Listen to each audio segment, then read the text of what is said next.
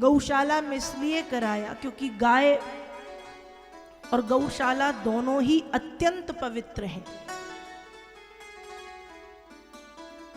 हमारा जो जीवन है वो प्रारंभ गाय से होता है। जब हम बच्चे होते हैं, शिशु, तो मां के दूध के बाद गाय का दूध पिया जाता है, और जब हम मरते हैं तो हमारी अस्थियों को गौशाला में रखा जाता है, तत्पश्चात गंगा जी में विसर्जित किया जाता है। साथ ही साथ गाय में 33 कोटि देवताओं का वास है। जब ब्रह्मा जी ने सभी देवी देवताओं को गौ माता में स्थान दिया, मां लक्ष्मी को पहुंचने में कुछ विलंब हुआ। लक्ष्मी विलंब से पहुंची, मुझे भी गाय में स्थान चाहिए। ब्रह्मा जी ने कहा स्थान तो है नहीं। मैया ने कहा मुझे तो चाहिए। कहा आपने देर कर दी, स्थान नहीं है।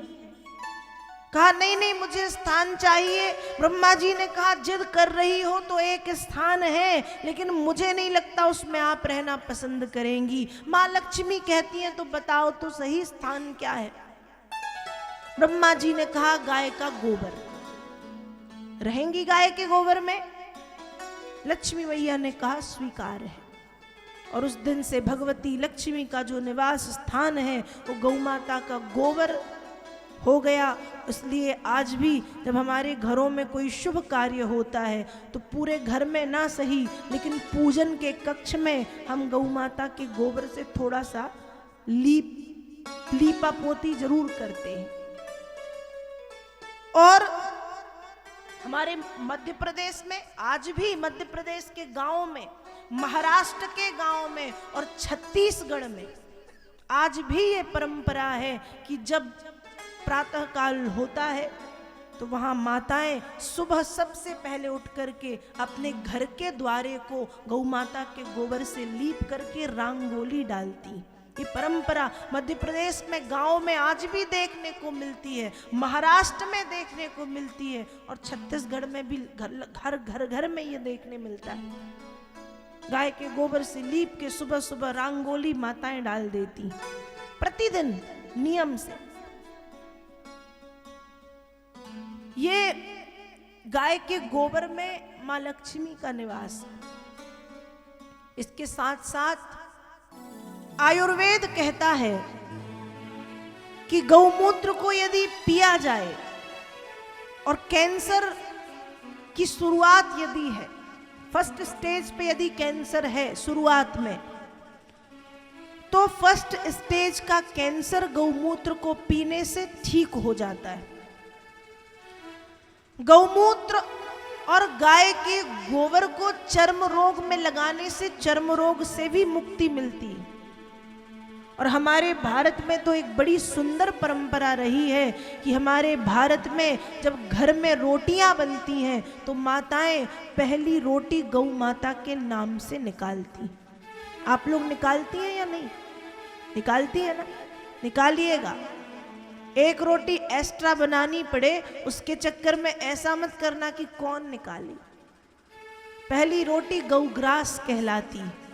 गौ में 33 कोटि देवताओं का वास है, और जब वह रोटी गौ माता को खिलाई जाती है तो उनकी कृपा और साथ साथ माता अन्नपूर्णा की कृपा हमारे ऊपर बनी रहती है और हमारे घरों के भंडार भरे रहते हैं। इसलिए पहली रोटी गौ माता के नाम की निकलनी ही चाहिए, और गाय को खिलाएं, और हो सके तो गौ माता की सेवा करें। आज दुर्भाग्य है हमारे भारत का कि जिस देश में गौ माता की बड़ी सेवा की जाती थी, आज उसी भारत में गाय गली गली चौराहे चौराहे घूमती भटकती मिलेंगी आप। लोग गाय तो पालते हैं, लेकिन कब तक? जब तक वो दूध दे रही है। गाय बूढ़ी हुई, उसने दूध देना बंद किया और हमने गाय को पकड़ा। आपसे यही कहूंगी, यदि आप गाय पालते हैं तो जब तक वो जीवित है तब तक आप ही रखें और आप ही सेवा करें, या फिर मत पालो। और पालते हो तो सेवा करो तब तक जब तक अंतिम श्वास चलती रहे उसकी, तब तक। ये नहीं कि गाय ने दूध देना बंद किया और हमने गाय को यहां वहां छोड़ दिया। ऐसा ना करें, कृपा कर। गाय में देवताओं का वास है। भगवान कृष्ण ने भी गौओं की सेवा की है, गोपाल कहलाते हैं। आज हमें गली गली गाय दिखती हैं, हम बड़ा वो बताते हैं पैर पड़ेंगे, कुछ खिलाएंगे, ये देंगे वो देंगे। लेकिन जब हम खुद के घर में गाय रखते हैं तो पता नहीं ऐसा व्यवहार क्यों कि दूध दे रही तो हमारी गाय और बंद हो गया दूध देना तो पता नहीं किसकी गाय, छोड़ दिया।